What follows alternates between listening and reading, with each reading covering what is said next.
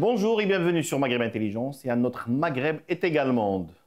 L'actualité cette semaine est dominée par les manifestations de la génération Z au Maroc. 13 jours de manifestations. Les jeunes sont sortis réclamant une éducation meilleure, une santé encore meilleure.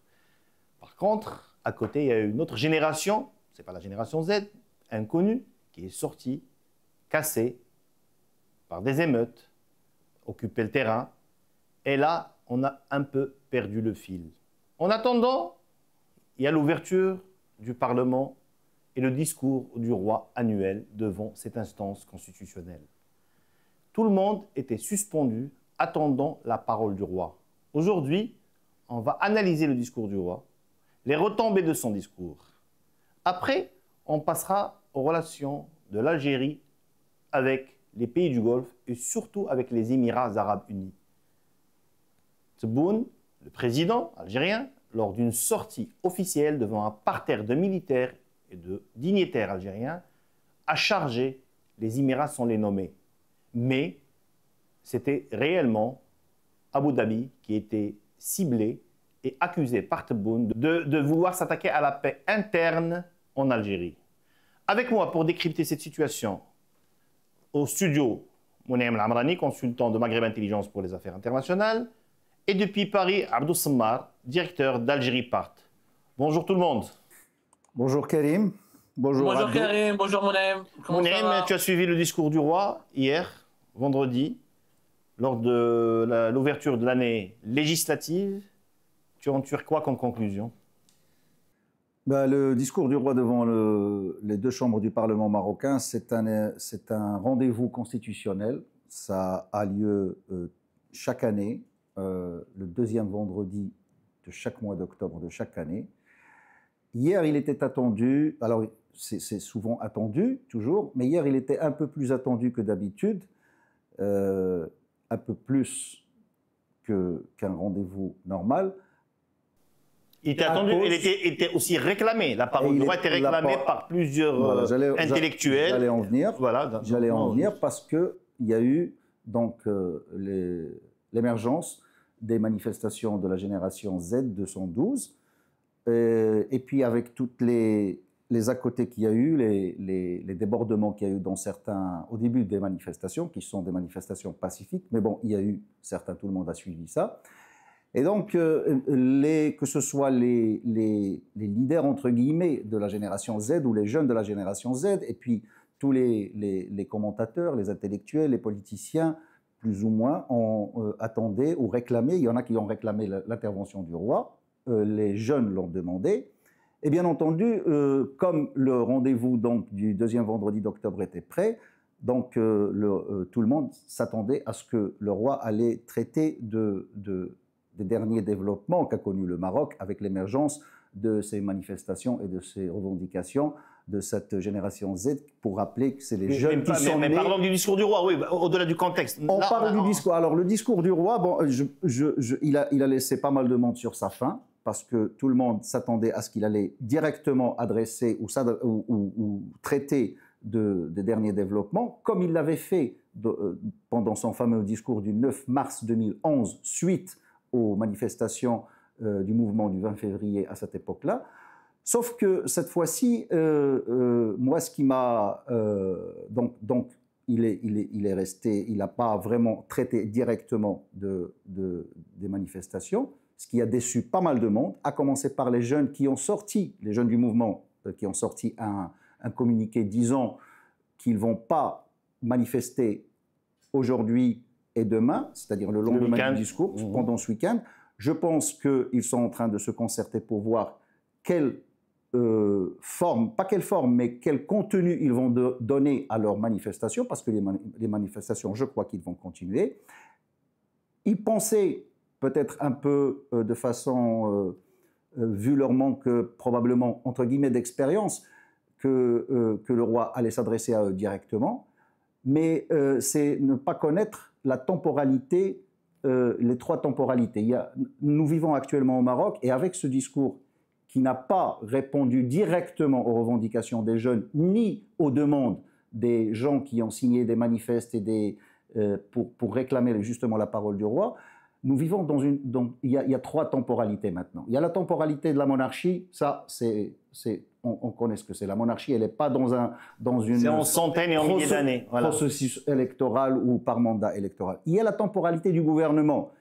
C'est la dernière année législative de ce gouvernement. L'année prochaine, il y a les élections. Et puis, il y a la temporalité des jeunes. Et c'est là où il y a l'incompréhension, parce que les jeunes de la génération Z, ils sont nés avec les smartphones, avec les portables. Et pour eux, quand tu leur parles on va faire ceci, que les grands projets ne sont pas forcément, doivent être menés de façon parallèle avec l'amélioration ou le développement des secteurs de santé, d'éducation, de la justice sociale. Eux, ils veulent des réponses tout de suite. Ils ne sont pas dans la logique. C'est leur logique à eux. Ils ne sont pas dans la logique des projets à moyen ou à long terme qui demandent... Non, ils veulent des réponses tout de suite. D'où, justement, une certaine déception après le discours du roi. Maintenant, le roi a, d'une façon ou d'une autre, indirectement répondu aux revendications des jeunes. Et on pourra il y a des gens qui disent que le roi avait anticipé déjà, il y a quelques mois, dans son discours du trône, en disant qu'il y a un Maroc, on n'acceptera pas un Maroc à deux vitesses. Donc, quelque part, le roi avait diagnostiqué qu'un Maroc à deux vitesses était inacceptable. D'ailleurs, ce qui était pour aller dans ton sens, dans le sens de ce que tu viens de dire, ce qui a attiré mon attention moi hier, c'est que le roi a fait référence dans son discours devant les parlementaires à l'ouverture de la mandature de cette législature-là, il a fait référence à son discours du trône, alors que normalement, il ne fait jamais référence quand il vient ouvrir le Parlement, il ne fait pas référence au discours du trône ou à des anciens discours. C'est généralement quelque chose de... Mais là, hier, il a fait référence, si je ne me trompe pas, 2 fois. Toujours est-il que on sent parmi une certaine, on va dire, une certaine, j'allais dire élite, mais pas élite, un petit peu partout, qu'on est resté un petit peu sur notre faim. Enfin, oui, ça, on l'a répété. Abdou, alors, le roi a pris la parole dans un cadre institutionnel. Chaque année, c'est une coutume constitutionnelle marocaine que le roi prenne la parole à chaque ouverture d'une année législative. Alors, les gens attendaient que le roi réponde aux revendications. Ce n'est pas des revendications constitutionnelles, ce n'est pas des revendications démocratiques, c'est juste des revendications concernant la santé et l'éducation. Normalement, c'est au gouvernement de répondre à ces jeunes. C'est ce que le gouvernement a essayé de faire avec beaucoup de retard, pendant une semaine, dans les médias publics. Mais le roi reste un arbitre au-dessus de la mêlée. Pas à chaque fois qu'un secteur jeune, vieux, médecin et chômeur ou autre sort dans la rue, le roi va se précipiter et leur parler. Sinon, il n'y a plus de Maroc d'institutions. Le Maroc a des institutions, un parlement élu par le peuple, un gouvernement issu du parlement. Et donc, le roi, finalement, les gens disent pourquoi ils vont être déçus. Le roi n'a fait que son rôle. Il a un peu fait un cadrage de ce qu'il faut faire. Je ne suis pas d'accord, Karim. Je ne suis pas d'accord avec toi. Bah, je t'écoute. Les jeunes Marocains, ils sont très instruits, cultivés. Et quand leur pays, ils savent très bien. Tu parles de la Grande-Bretagne ou tu parles de la Suède, tu ne parles pas du Maroc. La Grande-Bretagne, la Suède, la Hollande, c'est des pays, c'est des monarchies constitutionnelles depuis un siècle. Il y a une véritable séparation des pouvoirs. Au Maroc, il n'y a pas cette séparation des pouvoirs. Elle est inscrite en théorie dans certains textes, mais au Maroc, le chef d'État, c'est le roi. Le détenteur du véritable pouvoir, c'est le roi. Le cabinet royal, c'est lui qui décide et qui impulse les véritables politiques publiques. Donc les jeunes Marocains, ils ne vont pas s'adresser à un Premier ministre qui savent qu'il peut sauter. Un chef de gouvernement. C'est un chef de gouvernement au Maroc. Oui, chef de gouvernement, Premier ministre, la nuance, elle est extrêmement non, elle est de taille quand même, constitutionnellement, elle est de taille. Non, mais Karim, elle est de taille dans un pays où il y a une véritable séparation de pouvoir, ou dans un cadre d'une monarchie constitutionnelle ou d'une république où il y a une véritable séparation de pouvoir. Il n'y a pas de séparation de pouvoir au Maroc, où c'est accentué, où c'est réel, que dans les monarchies constitutionnelles ailleurs. Est-ce que c'est bon ou pas bon pour le Maroc? Je ne dis pas que le Maroc doit devenir comme la Grande-Bretagne ou comme la Suède. Le Maroc doit devenir, il doit épouser le modèle qui l'arrange le mieux, qui pourrait combler ses véritables besoins et régler ses véritables problèmes. Mais les jeunes Marocains, ils ont totalement raison de s'adresser au roi. Ça sert à rien de s'adresser à un Premier ministre dont les pouvoirs sont limités, qui peut sauter quand le roi le décide. Le roi est le véritable décideur. Maintenant, est-ce que le discours il est décevant ou pas? Du point de vue de la jeunesse marocaine, il est décevant. Le roi aurait pu faire mention, aurait pu citer ces jeunes-là, d'autant plus qu'il y a eu des événements dramatiques. Il y a eu quand même 3 morts. Il y a eu quand même 3 morts. C'était pas simple des manifestations pour danser, pour chanter. Et quand on parle, tu me dis, ça n'a rien à voir avec la démocratie, etc. L'accès à la santé, l'accès à l'éducation, ça fait partie des droits élémentaires des droits de l'homme. Ça fait partie des droits de l'homme. Ça fait partie des indicateurs de développement humain. Le Maroc, il a un problème avec les indicateurs de développement humain. Le Maroc, aujourd'hui, il peut devenir le premier Quand pays même, on qui est va dans organiser l'Allemagne. une Coupe du On est Monde. derrière l'Allemagne dans le foot, hein, dans le classement Hein? de la FIFA. On est juste Oui, derrière mais l'Allemagne. justement, est-ce qu'un pays qui organise, Non, qui a ça, autant de réussite je le dis par sportive, ironie, parce que les jeunes disent oui, mais dans les indicateurs de la santé et de l'éducation, on est vraiment voilà. très très Non, loin mais de est-ce l'Allemagne. qu'on peut, là, le débat, le problème du Maroc, c'est que est-ce qu'on peut organiser une Coupe du Monde quand on a des hôpitaux du Moyen Âge? Est-ce qu'on peut organiser une Coupe du Monde quand on a des villages entiers qui sont coupés du monde, où il y a un peu de l'analphabétisme, où il y a des routes défoncées, etc. Le problème, rappelez-vous ce qui s'est passé au Brésil en 2014. Une partie des Brésiliens n'étaient pas d'accord avec cette Coupe du Monde, qui n'a pas été rentable pour le Brésil. Autant les Jeux Olympiques de Rio de Janeiro ont été plus ou moins rentables, mais la Coupe du Monde au Brésil, comme celle de l'Afrique du Sud, elles n'ont pas été rentables. Il y a cette obsession de certains pays émergents qui veulent faire croire à leur population, en organisant des événements internationaux de grande taille, on devient des pays puissants. C'est pas vrai. La puissance, c'est pas pour organiser une Coupe du Monde. La puissance, c'est avoir un secteur de santé de qualité, un secteur d'éducation de qualité, avoir une véritable industrie, avoir des infrastructures publiques, pas beaucoup d'inégalités. Et il faut dire la vérité, le Maroc, c'est vrai qu'il a avancé, mais le Maroc de Tanger, de Casablanca et de Casa et de Marrakech n'est pas du tout le Maroc de pas mal des environs Ce que d'Agadir, les jeunes disent, la différence est d'Oujda. entre Morocco et le Maghreb. Voilà. Donc je pense que le roi aurait dû, voilà, aurait dû dans le sens d'une critique constructive, aurait dû mentionner le mouvement des jeunes, aurait dû parler à eux directement. Peut-être aurait été mieux inspiré de faire un discours directement qui s'adresse à eux, parce que c'est l'avenir, c'est le Maroc de demain. Ils se sont comportés de Oui, façon mais Abdou, pour exceptionnelle. répondre, Voilà. pour encadrer le débat, le Maroc a une histoire de contestation, c'est-à-dire un historique de contestation. Feu Abdelrahmane Yousfi parlait d'un mai 68 permanent à Rabat. C'est-à-dire que toutes les catégories sociales manifestaient dans un cadre de liberté, de conscience, de responsabilité. Et là, aujourd'hui, est-ce que c'est le rôle du roi de sortir à chaque fois qu'il y a un secteur les jeunes, c'est un secteur de la population marocaine. Je suis C'est pas une aussi d'accord catégorie avec de la toi, hein. population. Pardon. Et on a vu, il y a eu des centaines qui ont cassé. Il fallait quoi? Une réponse policière, une réponse sécuritaire. Ça, oui, Et il y a oui, des oui, jeunes qui ont manifesté. Et le problème, c'est qu'ils Karim, ils ont les manifesté jeunes, à partir de discorde, c'est-à-dire. Moi, j'analyse, non. je raconte les Non, faits. mais Je suis ni moi, pour ni moi aussi, contre. j'analyse quand même. Est-ce que les jeunes ne peuvent pas être considérés comme une catégorie sociale? Il ne s'agit pas des travailleurs d'un secteur. Les jeunes, c'est la composante C'est majoritaire une de la partie population des du jeunes. C'est pays. pas tous les jeunes. Encore une Non, fois. c'est pas tous les jeunes, effectivement. On n'a pas eu des millions de jeunes marocains qui sont sortis. On a eu des milliers, mais ils ont été quelque part les ambassadeurs et les porte-parole d'une majorité silencieuse. On ne parle pas d'une catégorie sociale. On ne parle pas d'un mouvement de grève qui touche les cheminots ou les aiguilleurs du ciel ou les conducteurs de train. On parle du cœur battant de la population d'un pays qui voit que son pays prétend devenir une puissance émergente et à organiser des événements qui sont très coûteux, extrêmement coûteux, alors qu'il y a des secteurs clés élémentaires qui ne sont pas dotés de tout ce qui est de tout ce qui est essentiel pour le bien-être de la population. Et c'est un débat qui est sain, qui est même urgent dans un pays comme le Maroc.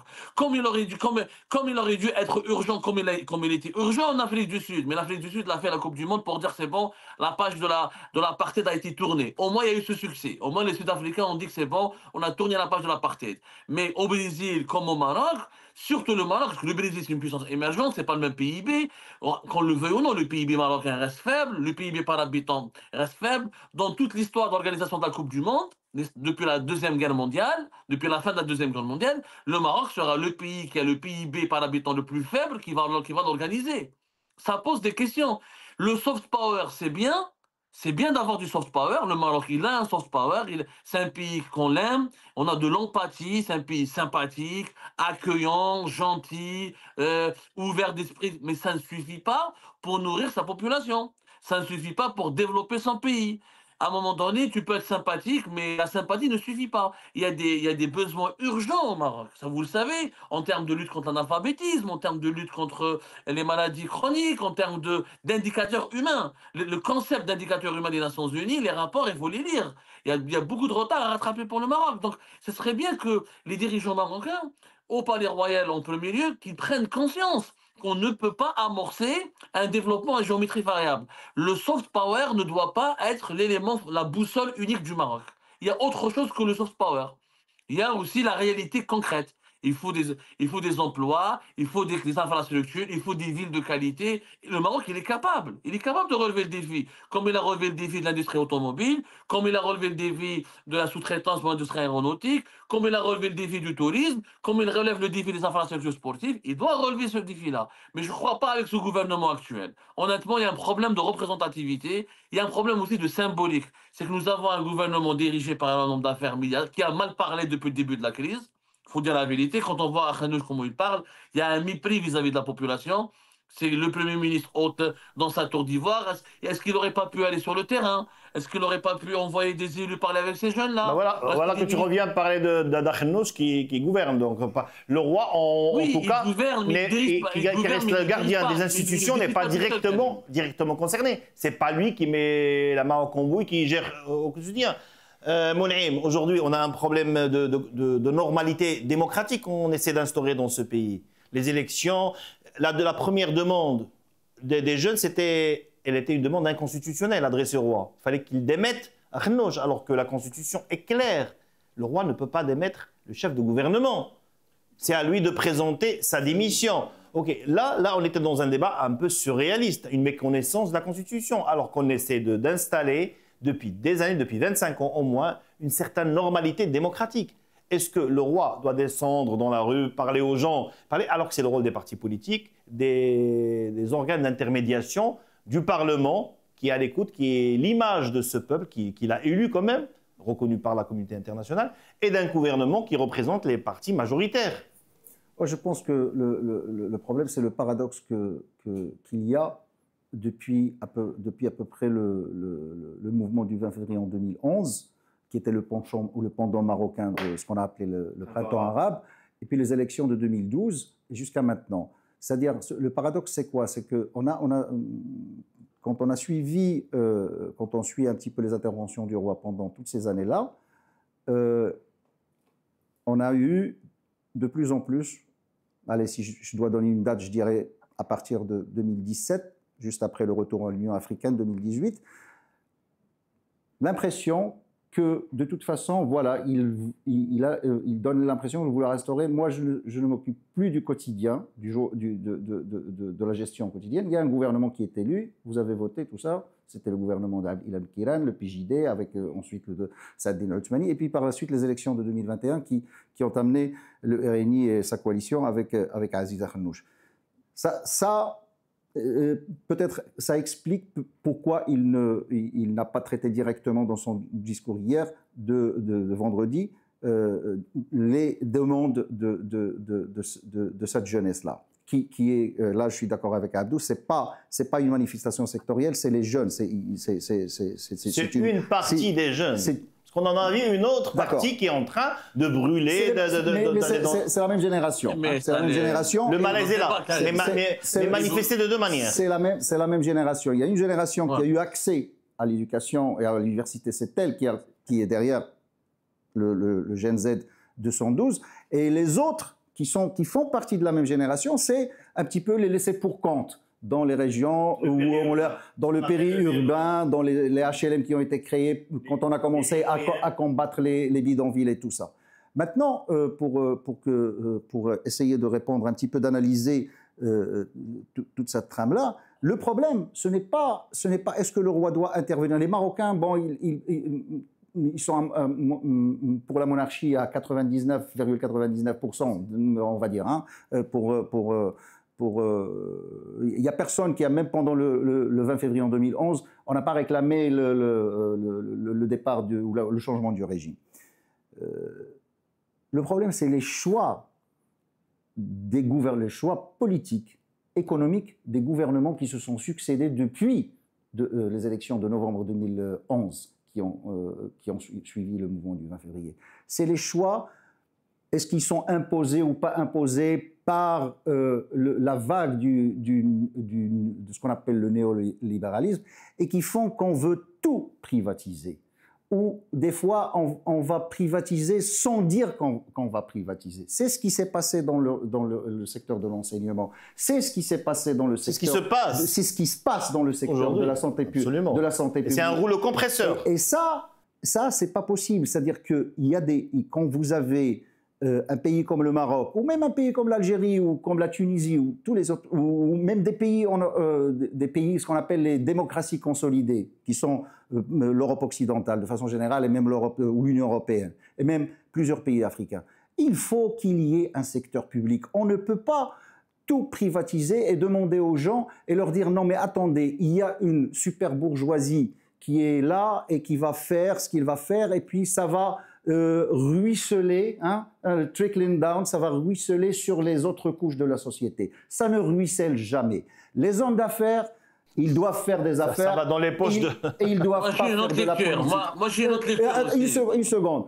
Désolé, Abdou, je termine. Les hommes d'affaires, les businessmen, quels qu'ils soient, ne doivent pas faire de la politique. Pourquoi? Tout simplement parce qu'un homme d'affaires, sa raison d'être... Il faut le dire à Trump alors. Il fallait le dire à Berlusconi, il fallait le dire... Mais même justement aux États-Unis, c'est de faire du bénéfice, de l'argent. Il veut gagner de l'argent. Donc il ne peut pas, lui, pour lui, si tu lui dis non, mais attends, il y a un pan de la société pour lequel il faut qu'il y ait un secteur public. C'est un citoyen comme un autre, un homme d'affaires. Mais non, il ne faut pas qu'il mélange. Alors s'il veut faire de la politique, il faut qu'il laisse ses affaires de côté, qu'il les liquide complètement, qu'ils les vendent de façon transparente. Et c'est ça où le bas blesse. Mais après, vous venez... Alors, les choix de néolibéral, les politiques de privatisation à tout va, et les autres, ceux qui ne peuvent pas... Ah non, il faut la compétitivité, je ne sais pas quoi. Non. Il y a des gens qui peuvent...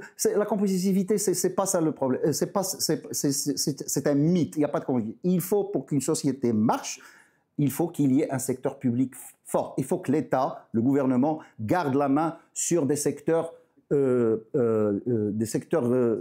importants, les secteurs les plus importants pour la société, pour le développement. Touche la population directement. Touche la population directement dans son ensemble.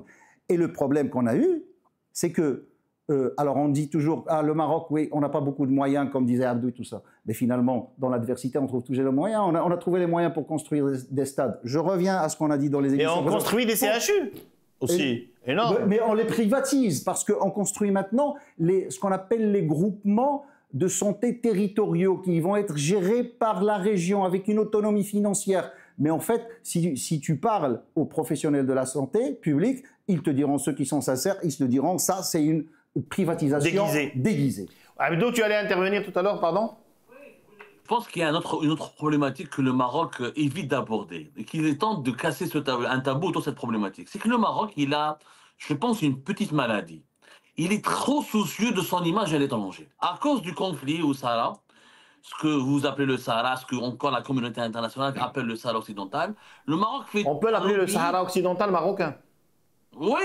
Occidental, c'est juste géographique. Hein. Il y a un Sahara oriental marocain aussi. Oui. Le problème n'est pas là. Le problème, c'est qu'il y a une obsession marocaine autour de son image à l'étranger. Il y a un engagement extrêmement important dans le lobbying. Il faut absolument qu'on véhicule l'image d'un pays uni, d'un pays stable, d'un pays sûr, d'un pays intéressant, d'un pays sympathique, etc. Mais je suis désolé, Abdou, je ne suis pas d'accord avec toi. Ça, c'est tous les pays font ça. Laisse-le terminer. Laisse-le terminer. Oui, mais le Moulay, laisse-le terminer. On va jusqu'au bout du raisonnement. Il fallait dire pas l'image à l'extérieur. Non. C'est qu'on a, dans les 20 dernières années, je suis désolé d'interrompre, parce que ça, c'est pas vrai.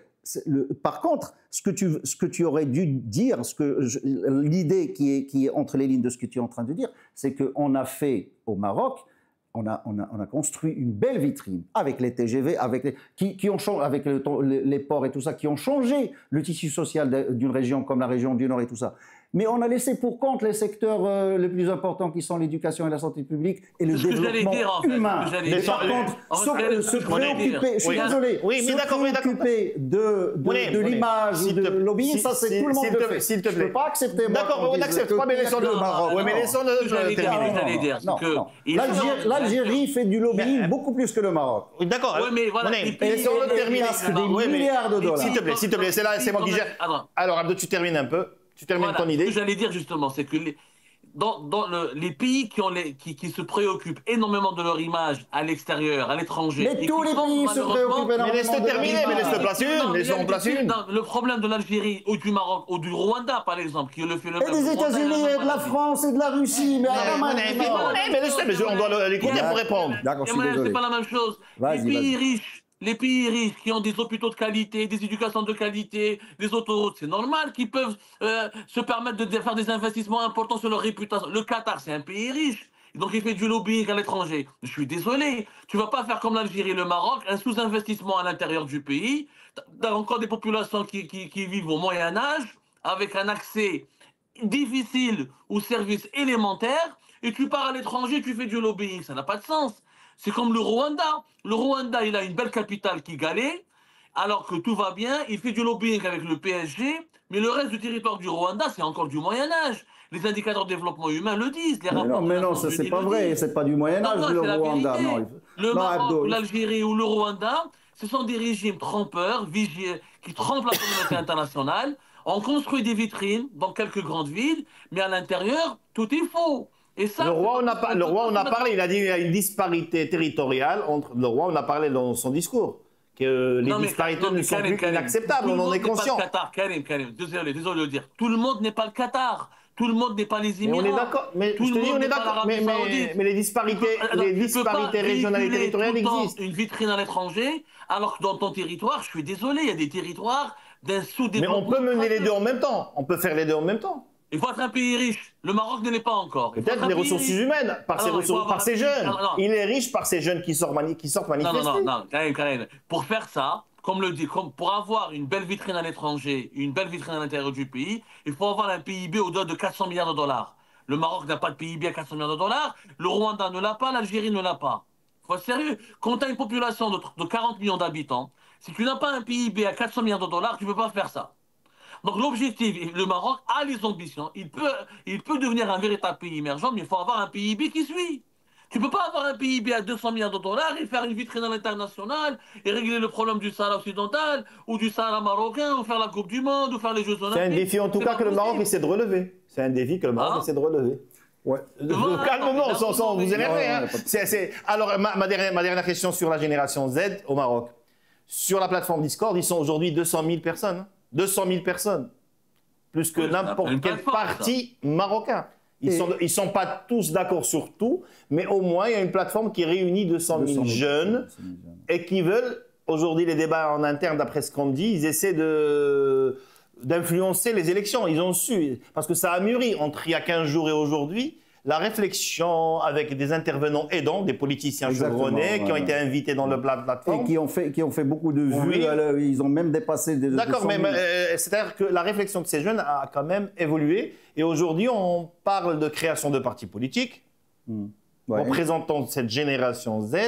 On parle peut-être d'influencer, on ne connaît pas la géographie réellement de ces jeunes. Ils sont installés où, leurs forces, les villes, les grandes villes, les petites villes, quel quartier pour qu'ils soient aussi une force électorale. Qu'est-ce que tu en penses? Le problème qui se pose à cette génération, c'est que dans un pays comme le Maroc, il y a quand même, qu'on soit d'accord ou pas, avec les choix politiques depuis l'indépendance, il y a une tradition de multipartisme. Il y a des partis politiques qui existent et qui ont plus ou moins une base ou ne serait-ce qu'un historique dans la lutte politique contre le régime de Hassan II, par exemple, dans la participation à la transition qu'il y a eu après la disparition de Hassan II et tout ça. Donc on ne peut pas juste les balayer comme ça. Mais là, je reviens, les jeunes, leur problème, c'est cette temporalité. Alors, il faudrait qu'on arrive à une alchimie, que les jeunes qui sont dans les partis politiques installés, les jeunes, je dis bien les jeunes, pas leurs leaders, hein, pas leurs leaders. Je parle de tous les partis, du PJD jusqu'auNej démocrate el-Ummali. Les jeunes doivent pouvoir, les jeunes de la même génération, Z, doivent pouvoir comprendre la temporalité de quelqu'un qui a grandi avec un smartphone et qui ne développe pas, qui n'a pas l'habitude de développer pour répondre un texte d'une page ou d'une demi-page, ou une plateforme de politique de 5 pages. Non, il veut une réponse tout de suite. Donc c'est un changement, j'allais dire de paradigme, c'est un changement. Et il faudrait que les responsables politiques au niveau de l'État et les partis politiques puissent, c'est là où j'insiste sur les jeunes des partis politiques, s'ils veulent vraiment prendre leurs responsabilités, s'ils sont sincères pour que la génération Z ou les revendications de la génération Z puissent trouver un écho favorable. Autrement dit, nous sommes quand même au Maroc, nous connaissons notre pays, il y a les partis politiques qui font partie du système et on va passer une année de revendications, de manifestations plus ou moins pacifiques, même pendant les événements sportifs qu'on va organiser, à commencer par la Coupe du Monde U17 qui aura lieu bientôt, là, le mois prochain je pense, et puis la Coupe d'Afrique et tout ça.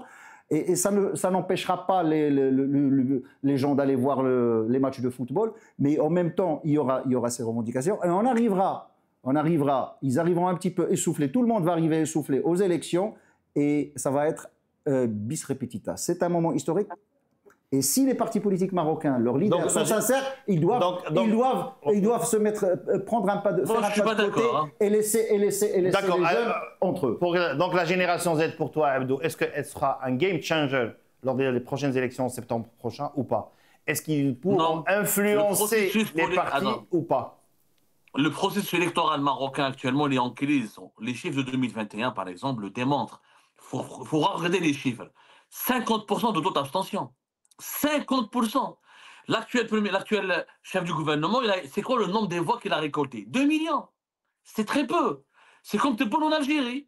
Il y a une minorité qui vote. Il y a de la vérité. Qui vote au Maroc? Mais d'aucuns vont rétorquer, c'est plus que 200 000 jeunes sur Discord. Non, attends, mais Discord, 200 000 sur Discord. Mais le véritable baromètre depuis 2021, c'est l'abstention. Le véritable baromètre, c'est le nombre de votants qui est très faible. Vous avez un chef du gouvernement qui n'a que 2 millions de personnes avec lui. C'est quoi 2 millions de personnes au Maroc sur un corps électoral de plus de 17 millions et demi? Donc les chiffres sont là. Il y a une cassure. Les partis politiques marocains sont rejetés par la population marocaine. Ils ne mobilisent pas la population marocaine. C'est pour ça que la génération Z pourra mobiliser. Pour le moment, la génération la plus connectée, 200 000 en connexion, tu parles d'une plateforme, d'un réseau. Mais le potentiel de mobilisation de cette jeunesse est au-delà des 2 millions de personnes qui ont voté pour... 200 000, si chacun en influence 5, on est déjà à 1 million. Non, mais le c'est pas un problème arithmétique. Hein. Bah, les élections, finalement, comme tu as dit... Comme il a dit Abdou, il faut pouvoir mobiliser les gens pour qu'ils puissent voter. Et les Marocains n'ont plus aucune confiance dans le système électoral. Le problème ne sera pas résolu avec les élections législatives. Le problème va se résoudre avec une véritable ouverture politique en permettant la naissance de nouveaux partis ou le renouvellement de nouveaux leaders politiques qui pourraient mobiliser les abstentionnistes. Et en ce moment, moi je pense que l'année prochaine, avec les nouvelles élections, il y aura une abstention aussi forte. Pourquoi? Parce que les partis existants sont déconnectés de la réalité du pays. Il faut qu'il y ait une liberté de temps, une liberté de critique. La presse marocaine doit suivre. Peut-être qu'il y a un problème aussi que les journalistes marocains doivent assumer leur part de responsabilité. Tu parles des médias publics ou de toute la presse? Les deux, les médias publics et les médias privés. Peut-être que le manque de liberté de temps, le manque d'engagement, ça ne mobilise pas les jeunes. Avec une abstention de à 50%, c'est inquiétant. C'est inquiétant. Donc le problème sera résolu par un dialogue direct entre le détenteur du pouvoir, qui est le roi, et la population de cette jeunesse. Moi, j'imagine, par exemple, une initiative. Qu'est-ce qui empêcherait le palais de recevoir une délégation de ces jeunes aides? Voilà, le roi peut les rencontrer. Faites de Élysée sur Discord, par exemple. Je lance une initiative. Hein. Voilà, un Algérien qui propose une solution aux Marocains. On aura tout vu quand même qu'il y a un Algérien qui propose à des Marocains une solution politique. Une solution politique, on aura tout vu. Je peux me permettre, c'est quand même gonflé. Non, faisons des délégués qui seront élus sur Discord, c'est pas... et que le palais royal va les recevoir, parlera, une photo de famille à la fin. Vous allez voir, ça sera une gifle pour la classe politique qui est inefficace. La classe politique marocaine en ce moment, elle est inefficace. Elle n'a pas les bonnes méthodologies. le problème... Donc, les jeunes vont t'écouter peut-être sur Discord. Juste pour terminer sur cette... S'il y a une bonne chose qui peut sortir de cela en attendant les élections qui viennent, c'est que l'élan qui est maintenant redevenu aux médias publics, notamment les deux chaînes de télévision... J'espère que ça va durer. Ça va durer avec les intervenants et qu'il y ait un vrai débat public avec tout le monde, tous les opposants, quels qu'ils soient, ceux qui sont pour, ceux qui sont contre. Il faut, mais que ce ne soit pas comme si c'est passé en 2011, où on a vu certains opposants, même des radicaux, et puis après, hop, ça a disparu. Il faut que ça continue comme ça. Si ça continue comme ça... En tout cas, remercions la génération Z. Un dernier mot. Il ne faut surtout pas faire l'erreur de l'Algérie, du régime algérien, qui a fait de la répression totale, la persécution totale, la fermeture totale. Non, le Maroc, pour le moment, n'est pas en train de faire cette erreur. Je m'en réjouis. Je m'en réjouis, parce que si on fait l'erreur de faire comme l'Égypte et l'Algérie, c'est-à-dire fermeture totale, on met tout le monde en prison, on va mettre 50 000, 60 000 personnes et on casse les mouvements, ça va créer une telle frustration collective que ça peut exploser plus tard. En tout cas, remercions la génération Z 212 d'avoir remué un peu le débat, d'avoir mis le débat au devant de la scène et d'avoir lancé un gros caillou dans le marécage, espérant que les partis politiques, les décideurs vont entendre cette génération, vont quand même prendre en considération ces revendications qui dépassent, pour moi en tout cas, l'éducation et la santé. Et passons à notre sujet brûlant, très brûlant. Que se passe-t-il, Abdo, entre les Émirats et l'Algérie? Quand Tebboune, c'est plus la presse, c'est plus caché, Tebboune charge les Émirats, charge Abu Dhabi directement, l'accusant de vouloir tripatouiller dans les affaires internes algériennes. Karim, c'est une terminologie assez classique. C'est un langage qui n'est pas nouveau. Depuis 2022, il y a eu des tensions importantes entre les Émirats entre Abu Dhabi et Alger, entre les Émirats et l'Algérie. Il y a eu une explosion de ces tensions à partir de 2024. Elles ont été visibles à partir de 2024. De 2022 à 2024, on ne citait pas les Émirats. 2024, on commence à citer les Émirats à travers des médias publics, à travers des personnalités politiques liées au régime comme Ben Grina, Louisa Hannoun et les autres. Donc, c'est une crise qui couvre, qui dure pour deux raisons principales. La première raison, c'est que le régime Tebboune ne pardonne pas aux Émiratis de ne pas le soutenir comme il a soutenu le régime Bouteflika et le régime Gaïd Salah. Tu parles financièrement ou politiquement? Les deux. Les Émiratis, qu'est-ce qu'on attend des Émiratis? Un soutien politique des Émiratis ne veut rien dire. Les Émiratis, c'est une puissance financière, régionale importante, etc. Donc, il y a eu un désinvestissement politique et financier de la part des Émiratis parce qu'il y a eu une méfiance qui a été développée par les Émiratis à l'égard de Shangri-La et de Tebboune. Les Émiratis ont vu Shangri-La et Tebboune. Est-ce qu'ils vont stabiliser le pays? Quelle sera leur position politique? Les Émiratis étaient les amis de Bouteflika et de Gaïd Salah. Donc, premier problème. Deuxième problème, c'est le Maroc. Le régime Tebboune, encore le Maroc, et ça sera toujours le Maroc jusqu'à preuve du contraire, puisque Tebboune et Shangri-La construisent des relations. Ils ont fait de la politique anti-marocaine, de la rivalité avec le Maroc, la boussole de leur politique géopolitique. C'est-à-dire de leur méthode géopolitique, ou de leur doctrine géopolitique plutôt. C'est-à-dire qu'on ne peut pas être ami des pays qui sont très alliés, très amis du Maroc. En réalité, le régime Shangri-La et Tebboune demande de construire leurs relations avec les pays importants de la région en leur demandant d'observer une distance vis-à-vis du Maroc pour avoir l'amitié de l'Algérie. Et ça ne passe pas. Les Émiratis sont très investis depuis la normalisation des relations avec Israël au Maroc. La question du Sahara occidental dérange les dirigeants algériens. Les investissements émiratis à Dakhla, dans la région, l'implication des Émirats. Et en plus, les dirigeants algériens soupçonnent les Émiratis d'être à l'origine de la détérioration des relations avec les pays du Sahel. Que les Émiratis sont très proches de la junte malienne, par exemple, et les dirigeants algériens soupçonnent les Émiratis d'être à l'origine du financement ou même de l'élaboration de l'initiative transatlantique que le Maroc propose actuellement aux trois États du Sahel. Voilà, pour les désenclaver. Donc le Maroc est le fait que les Émiratis ne veulent pas s'allier, ne veulent pas être les partisans du régime Tebboune comme ils ont été les partisans du régime de Bouteflika. Bien sûr, Tebboune ne maîtrise pas certaines notions. Il oublie de croire, il oublie que Bouteflika a vécu aux Émirats, qu'il était très proche de la famille régnante, qu'il y a eu des liens d'affinité personnelle entre Bouteflika et les Émiratis, que les Émiratis ont misé sur Gaïd Salah parce que Gaïd Salah était au pouvoir depuis 2004. Donc il a eu le temps d'imposer son pouvoir, d'imposer son autorité, et que pour les Émiratis, Gaïd Salah était un poids lourd, ce qui est vrai. Shengriha n'est pas encore Gaïd Salah, il risque de ne jamais le devenir. Bah, vu l'âge, non. Dirigé. Vu l'âge, c'est un peu difficile quand même. Vu d'abord l'âge, et puis c'est pas le même contexte. Gaïd Salah, il était au pouvoir pendant 15 ans, de 2004 à 2019. Donc les Émiratis ont misé sur lui parce qu'il incarnait ce que les Émirats veulent développer dans toute la région, à savoir des décideurs militaires forts qui sont très politisés et qui sont anti-islamistes, profondément anti-islamistes. Shengriha est profondément anti-islamiste, mais il n'est pas aussi fort, ce n'est pas un facteur de stabilisation du point de vue de la doctrine émirati. Gaïd Salah est resté très longtemps en place, il a construit un clan, il a construit un système, il a imposé ses hommes partout, etc. Donc c'est ça la véritable, les deux raisons qui alimentent les tensions entre les Émirats et l'Algérie. Et tant que Tebboune et Shengriha ne comprennent pas qu'on ne peut pas créer des relations avec des pays, des relations stables et des partenariats fiables avec des pays à qui on exige d'être d'abord pro-algérien avant d'être pro-marocain, ça ne passera pas. Les autres pays à travers le monde, ils s'en foutent de la querelle entre l'Algérie et le Maroc, ils développent des politiques selon leurs intérêts. Si les intérêts des Émiratis sont toujours du côté du Maroc, ce n'est pas de la faute des Émiratis. C'est peut-être que le régime algérien devrait faire des efforts pour séduire les Émiratis au lieu de leur mettre la pression, de les menacer ou de leur faire du chantage. Mounhaim, on a entendu le discours du président Tebboune. Il a donné un satisfecit clair et net pour le sultanat d'Oman, l'Arabie Saoudite, l'Irak, qu'il a confondu avec les pays du Golfe, et il a exclu les Émirats. Est-ce que le Maroc y est pour quelque chose?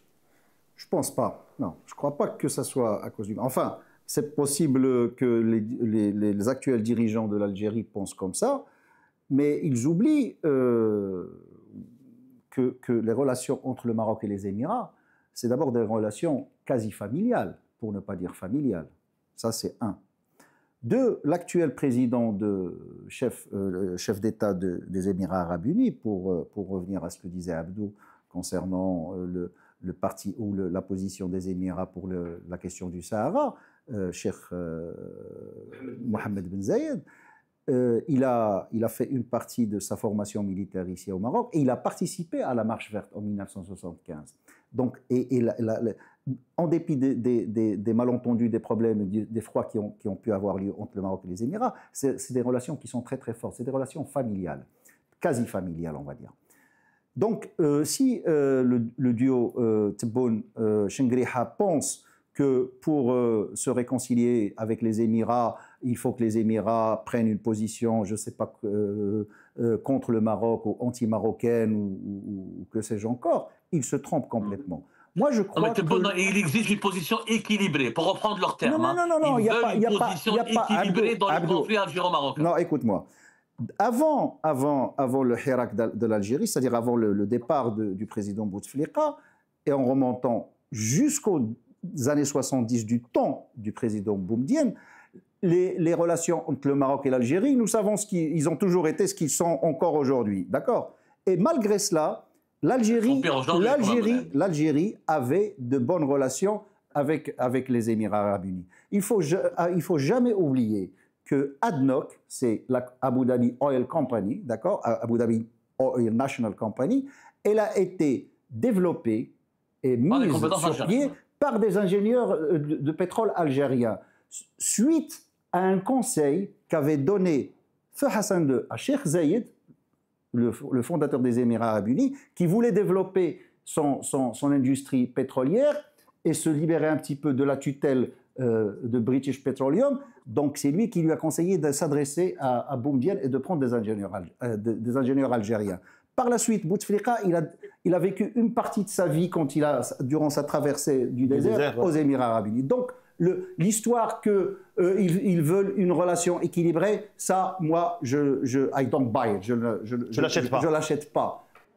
Il y a d'autres problèmes qui ont trait avec les dernières années de Gaïd Salah et les histoires financières, ou le fait que pendant le règne du président Bouteflika, les Émiratis avaient plus ou moins, il leur allait plus ou moins laisser faire ce qu'ils voulaient en Algérie. Justement, est-ce qu'il n'y a pas d'argent algérien qui dort? Ouais, qui dort un peu aux Émirats, à Dubaï. Ça n'a rien à voir avec le Maroc ni avec le Sahel. C'est que le dirigeant algérien n'arrive pas à récupérer aujourd'hui. Alors, ça c'est un mythe, Karim Mounaïm, que l'argent des milliards de l'Algérie, du clan Bouteflika, caché aux Émirats. D'abord, tout le monde a caché son argent aux Émirats. Il y a autant de riches marocains que de riches algériens qui ont caché leur argent aux Émirats. Il y a même des grosses fortunes européennes et américaines et russes qui cachent leur argent aux Émirats. Donc, tout le monde cache son argent aux Émirats. Il y a ce fantasme comme quoi, à l'époque de Bouteflika, la famille Bouteflika ou les clans Bouteflika a caché son argent aux Émirats. C'est un fantasme. Pourquoi c'est un fantasme? Je vous l'explique très clairement. C'est que les intérêts économiques et financiers des Émiratis et les régimes Bouteflika ont été réalisés sur le terrain. Les Émiratis, ils ont eu le monopole et le marché prospère des cigarettes en Algérie, qui est le deuxième ou troisième important marché du tabac sur le continent africain. Ils ont investi dans le domaine de l'armement, ce qui a permis à l'Algérie d'avoir un partenariat technologique important avec les Allemands. Et les Émiratis devaient investir dans l'immobilier pour moderniser la capitale Alger et dans quelques filières industrielles. Mis à part 2 ou 3 secteurs où les Émiratis n'ont pas eu le temps de concrétiser leur engagement, parce qu'il y a eu des clans au sein du régime algérien qui leur ont pas été favorables, notamment le clan du général Touffer et de l'ex-DRS, le reste, ils ont tenu leur engagement. Ils sont venus, etc. Après, ça n'a pas donné des grands résultats, comme tous les grands investissements étrangers qui ont été réalisés en Algérie. S'il n'y a pas eu des résultats, ce n'est pas uniquement de la faute des investisseurs étrangers, c'est de la faute d'une instabilité locale et d'un problème de climat d'affaires. Maintenant, oui, la famille Bouteflika, pour des raisons personnelles, il y a eu des bonnes relations avec les Émirats. Après, il y a eu des légendes. Il y a eu des histoires, des fantasmes qui n'ont jamais pu être vérifiées. On a raconté que les Émiratis auraient demandé à Gaïd Salah de transférer Saïd Bouteflika vers Dubaï pour qu'il puisse vivre en paix. On a raconté que les Émiratis auraient demandé au régime Tebboune pour conditionner de bonnes relations avec l'Algérie. Les Émiratis auraient demandé qu'on laisse la famille Bouteflika sortir de l'Algérie pour qu'elle vive aux Émirats. Tout ça, c'est des fantasmes qui n'ont jamais pu être vérifiés. Ok, aujourd'hui, on a compris. Oui, une question parce qu'on est rattrapé par le temps. On arrive à la fin de l'émission. Est-ce qu'on s'achemine vers une rupture entre Abu Dhabi et Alger? Non, je ne pense pas qu'il y aura une rupture. Par contre, il y a un élément, il va y avoir un froid qui va durer, mais je ne pense pas une rupture diplomatique, pour moi, ça serait surprenant. Par contre, il y a un élément qu'on a oublié, qui expliquerait éventuellement la réaction du président Tebboune vis-à-vis des Émirats arabes unis ou du système algérien vis-à-vis d'Abu Dhabi, c'est qu'il y a peut-être aussi, de la part des Émiratis, ils veulent un petit peu titiller l'Algérie parce qu'elle a des relations assez consolidées avec le Qatar. Et le Qatar et les Émiratis, même au sein du CCG, il y a toujours une rivalité entre les deux. On a compris la rivalité. Rupture ou pas? Il n'y aura pas de rupture au sens marocain du terme, comme le scénario marocain. Ah, il y a une rupture marocaine. Non, c'est l'Algérie qui a rompu avec le Maroc. Nous, on n'a jamais rompu avec personne. Là, elle est bien bonne, celle-là. Au sens de l'Algérie, tu veux dire? Non, mais c'est-à-dire, il n'est pas au sens marocain du terme, c'est au sens. Il n'y aura pas le même scénario avec le Maroc. Ah, d'accord, ok. L'Algérie ne peut pas se permettre de rompre avec les Émirats parce que c'est le même poids, c'est une monarchie importante, c'est une puissance importante. Et les Émirats, c'est les amis des Américains, alors, rupture ou pas? Voilà, donc pas de rupture conventionnelle, mais les relations sont réduites à leur strict minimum. Je rappelle que les visas des Émiratis, ils ont dressé une liste de dirigeants algériens qui ne sont pas le bienvenu aux Émirats. La délivrance des visas pour les personnalités algériennes, elle a complètement baissé. Il y a des relations... J'ai même des amis algériens qui ont perdu leur job à cause de cette histoire, qui travaillaient aux Émirats arabes unis, qui ont perdu leur job à cause de cette histoire. Voilà, donc les Émiratis ont adopté une stratégie intelligente. On répond par l'indifférence, par l'indifférence, on réduit les visas pour les personnes qui nous insultent, etc. On ferme un peu les vannes, mais on laisse les Algériens faire, ils vont un jour se calmer et revenir vers nous. Merci Abdou, merci Mounaïm. Nous arrivons à la fin de notre émission Maghreb est égal monde. Merci de nous avoir suivis. À la semaine prochaine.